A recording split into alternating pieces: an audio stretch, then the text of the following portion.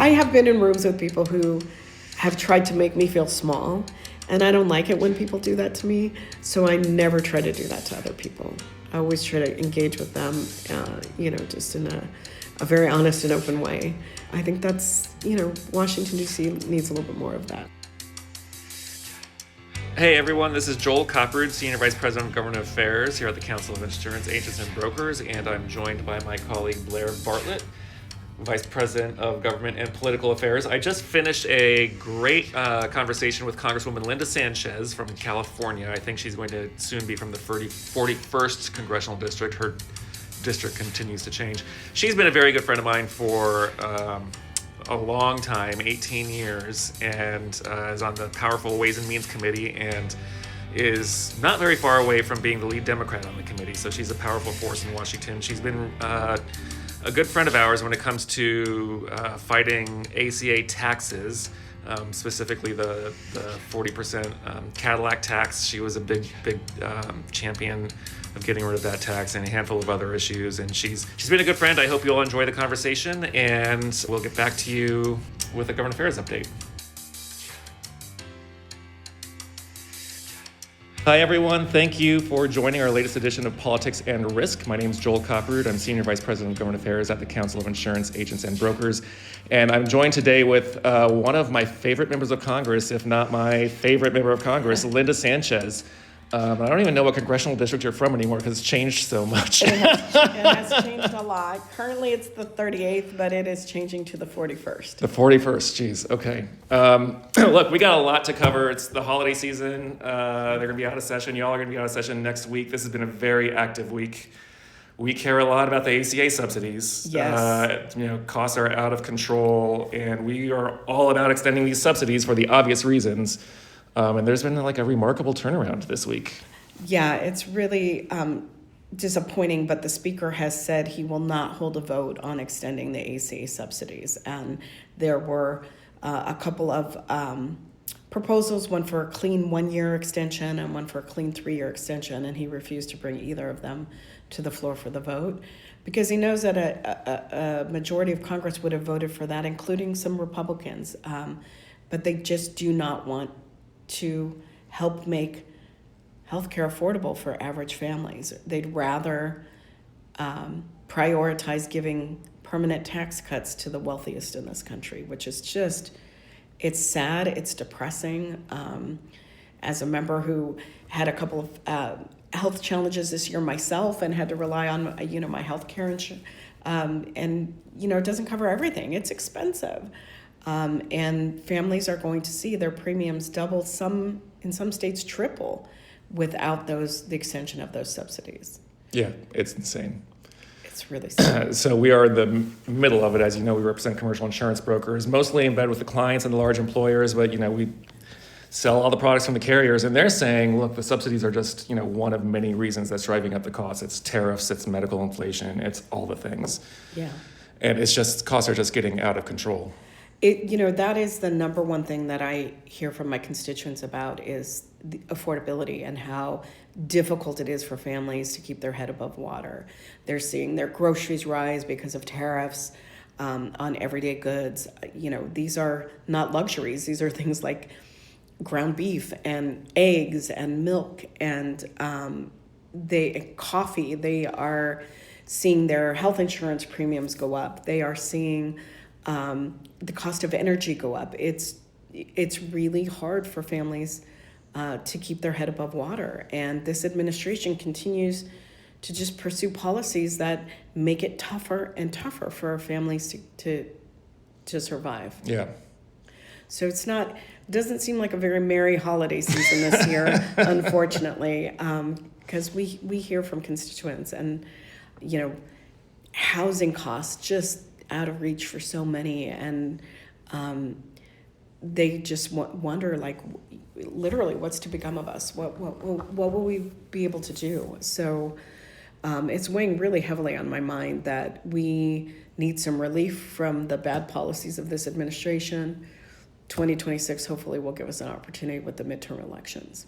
Did you watch the speech last night? I did not watch the speech Oh, last you missed night. it. I missed it. Do you want to recap it for me? Governor Newsom did a really good recap in his Instagram or his Twitter. It was So I hear. me. Which is pretty much what we're accustomed to hearing from this president. Yeah, Now, I'm exactly. just going to say this. I dealt with two parents who had Alzheimer's, and I was a caregiver for many years for both my mother and my father, who are now passed.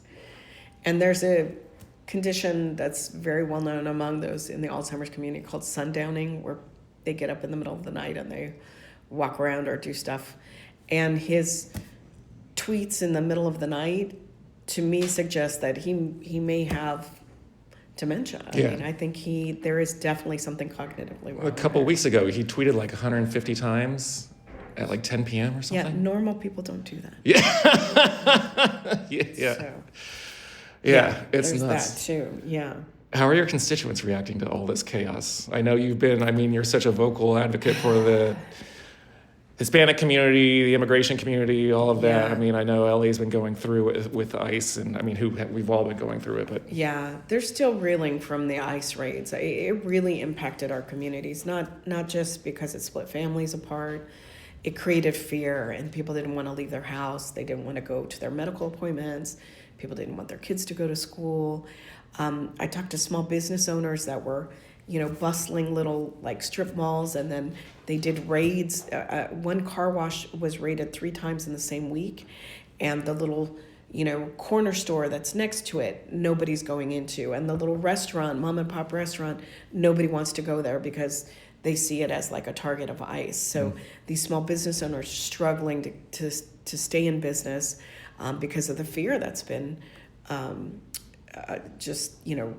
injected into the community with all this ICE craziness. We had citizens being picked up in a very rough way, taken to detention centers, not allowed to call their families not knowing where these people are. It's really been ugly, and we need some major reforms when it comes to training of ICE agents and also holding them accountable for, excessive use of force, for not, even when people have documentation on them showing that they're citizens, not carrying and sending them to detention facilities. I mean, this is like crazy out of control. And, all that Trump seems to say is, we want more of this. We want more of the same. And courts have been trying to hold him accountable. I mean, the lower courts have been trying to hold him accountable, and we do well in the lower courts when we try to put limits on his overreach of presidential power. But ultimately, the Supreme Court is the final say, and they are the ones that have been enabling him. do you think, we'll talk politics for a minute, but do you think if Democrats take back the House, do you think there will be impeachment movement? I don't know. I think a better use of our time will actually be trying to impose legislative limits on presidential power, because he has just exceeded the scope of all of his powers, and his kind of attitude is like, so stop me. And if we can with the courts, that's great, but I think we need some very clear legislation that sets those boundaries so that there is no room for interpretation by a friendly Supreme Court. Yeah. They have to follow what Congress has mandated. I mean, it looks like you guys are going to take back the House. I said that last go around also, and it didn't actually happen. But I mean, all the special elections this year, Democrats have overperformed. We're trending in the only right need direction. 3-4 seats to make it happen. Yeah. Now with redistricting and everything, I know California's even in the middle of it. But Yeah. talk about that. Do you think you're going to take back the House? How's California redistricting playing out? Sure. So in California, we put on the ballot a redistricting initiative. Our lines are typically drawn by an independent, nonpartisan board. And because Texas gerrymandered their congressional seats to pick up 5 more Republican seats, I misspoke. California, in response, said, "Okay, we're going to put this ballot initiative to the voters. We're going to redraw our seats and create 5 more Democratic seats just to level the playing field. We didn't do 10, we didn't do 8, we did 5 just to try to minimize the basically cheating that Texas was doing. And it passed. The voters overwhelmingly, by more than 2/3 of a vote margin, passed this redistricting plan, which redrew the maps in California. So my district, like many incumbents, has changed pretty significantly in this redistricting, but we have an opportunity to pick up 5 Democratic seats to counter the 5 Republican seats that Texas did. We're still waiting to see, because other states are toying with the idea of redistricting. We're still don't know where that will land, but I think Democrats have a really great chance of taking back the House in the midterm elections. There have been a number of Republican retirements. There are a number of very competitive seats that we have very strong candidates running in, and people seem to understand that a president who promised to lower costs and to create more economic opportunities has not kept those promises. And he just kind of scoffs at the notion of affordability.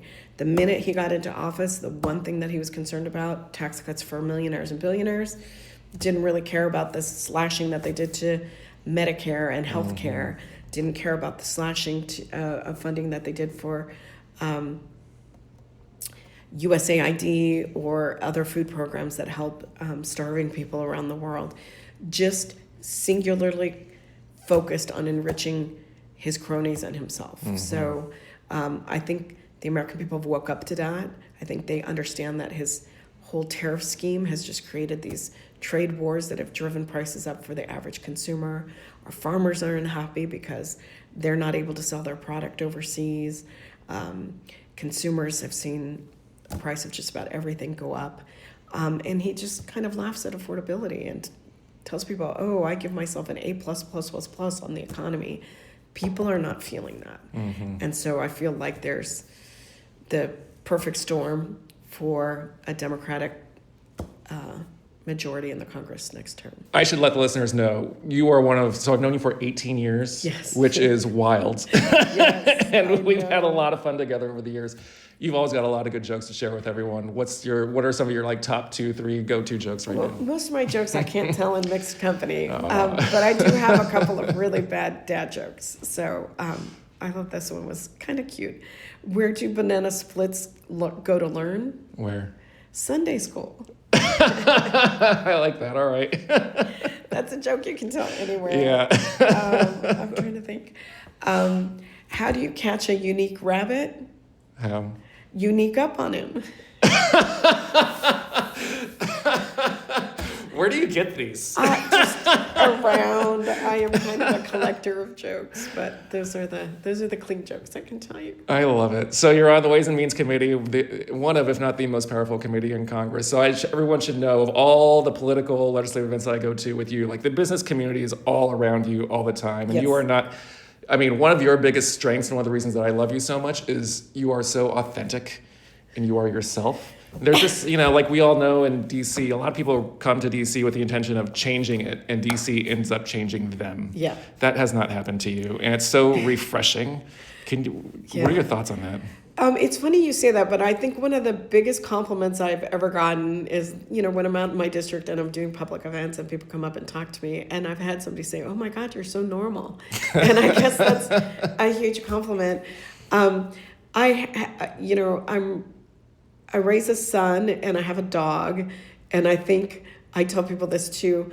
When I walk my dog, I pick up dog poop, and I think that keeps you humble, right? Yeah. You do those menial tasks, and it never makes you feel like you're superior to anybody else, because you got to do the work like anybody else. I mean, I have been in rooms with people who have tried to make me feel small, and I don't like it when people do that to me, so I never try to do that to other people. I always try to engage with them, just in a very honest and open way. And, I think that's, Washington, D.C. needs a little bit more of that. Yeah, it's so good. It comes through, and it's what makes you so successful, I think. Thank you. We always close our interviews with 2 questions, okay. The same 2 questions. The first is, which member of Congress on the other side of the aisle do you like to work with the most? So there's a couple. Representative Feenstra, but unfortunately he's leaving to run for a different office, so he won't be around much longer, but he's a member of the Ways and Means Committee. We've done some work together. Representative LaHood also as well. I work with him quite a bit on Ways and Means. And Representative Fitzpatrick is a very moderate Republican, so he's fairly easy to work with as well. And we've worked on a couple of bills together as well. Speaking of Fitzpatrick, we love Fitzpatrick. What are your thoughts on the Problem Solvers Caucus? For our listeners, there's a running joke in Congress that they call themselves the Problem Solvers Caucus, but they're really the Problem Causers Caucus. That's what I was going to say. I don't know that the problem solvers have solved a whole lot of problems, but they sure have created a few. I give credit to people who are trying to, work together with members on the other side of the aisle to find positive solutions. The problem typically is that while their intentions are really good, oftentimes they're not subject matter experts in what they're trying to legislate. The committees of jurisdiction really are. So that's really where I think some of the best legislative ideas come from, are the actual committees themselves. Yeah, that's fair. Yeah. The second question is, what's the number one issue in your congressional district right now? Hands down, it's affordability. Whether it's the cost of housing or childcare or groceries, people are being squeezed. They feel like they're being squeezed from all sides, and they're really struggling to make ends meet. And that's what we hear about more than anything else. Yeah. All right, Congresswoman, thank you so much for your time. Course. It's always good to see you. Always good to see you too, Joel. We'll talk to you all later. Thank you. All right, happy holidays. Well, that was an interesting interview, Joel. Thanks for that. And thanks for doing it in person. Normally we do these interviews with members of Congress over Zoom because it's just easier. They're able to do it if they're in a committee room or, meeting with constituents in between. And I don't know if Zach Ewell, our lovely podcast director, is able to take out the sounds, but in the background when I was listening to it, it sounded like there was a horse, like you were almost like in a carriage recording it. And in my head, I was like, where do they still have horses on the hill? It was her dog drinking water. Oh, yeah. That was the sound. Her dog was running around. Because I know she's she mentions this, but she was, she's close with her dog. Yeah. I found it incredibly ironic that her mentioning of, her fear of Trump having sundowners, when that was the fear we had with Biden. Was she concerned then? It's the new normal. It's the new normal. Look, it's been a crazy week. So a lot of movement on the ACA subsidy issue. We care a lot about that. Of course, our members are more involved in the commercial space than the individual markets, but there's a big impact it's going to have on the commercial space if and when those subsidies expire. But there was a big turnaround. The 4 Republicans joined House Democrats in signing a quote-unquote discharge petition, which will force a House vote on a Democratic bill. That's a big deal. That vote's probably not going to happen until January. It will pass. The legislation extends the subsidies for 3 years. It's a clean reauthorization of the subsidies, and the Republicans that joined, led by Brian Fitzpatrick, who's also co-chair of the Problem Solvers Caucus, he said, look, the only thing worse than these subsidies expiring is a 3-year extension without any reforms. So in their view, this is not their first choice, but they feel like their hand was forced. My question to Blaire is, do you think that this is a significant undermining of Speaker Johnson? If the margins weren't as thin as they are, as narrow as they are, maybe not. I don't know. I don't see it that way because I feel like our style of government, our democracy works when majority rules. And this is an incident where majority rules. A lot of times, lobbyists, we talk about legislation where case in point, PBM transparency has overwhelmingly majority support, and it has. Why has it not come up? Something has failed. Something has failed on Capitol Hill when a piece of legislation that has a majority of support, more than 218, and is not getting voted on.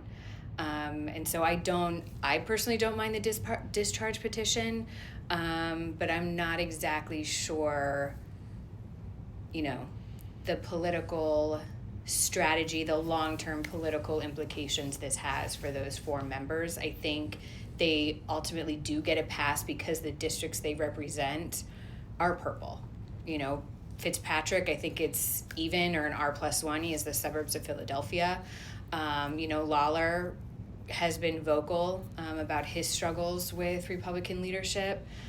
He was one of the lead on the SALT deduction. And so it's never an easy decision for any member, whether you're Democrat or Republican, to go against your leader, to go against your party. So it's not to be taken lightly, but it's a tool we have, and there's a reason we have it, and this is it. Yeah, the crazy thing about this whole situation is the damage they've all done to their brand and like whatever. The fact of the matter is, even if these subsidies pass the House, which they probably will now, that's not going to pass the Senate. Even if it does pass the Senate, which would take a Herculean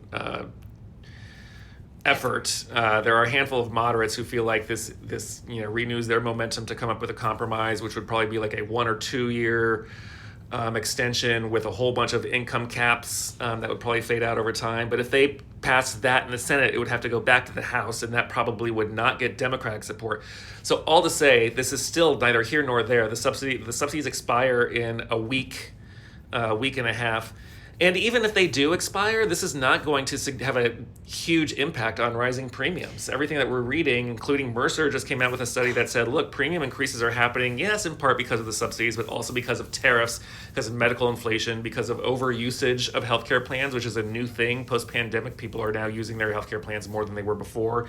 GLP-1s, the price of prescription drugs, the whole thing. So yeah, these subsidies are, expiring. The expiration of the subsidies is not great for premium increases, but even if they were reauthorized, premiums would still be blowing up. This does not solve the crisis of the cost issue. Yes, and I kind of went on my tirade this morning where I feel it is so irresponsible of the media to portray, the line that these extended subsidies, if they're passed, your premiums will go down. That will not happen. Right. And so it's, you have members walking the plank, what we call walking the plank on this, going against their party leadership for a largely symbolic vote. Yeah, exactly.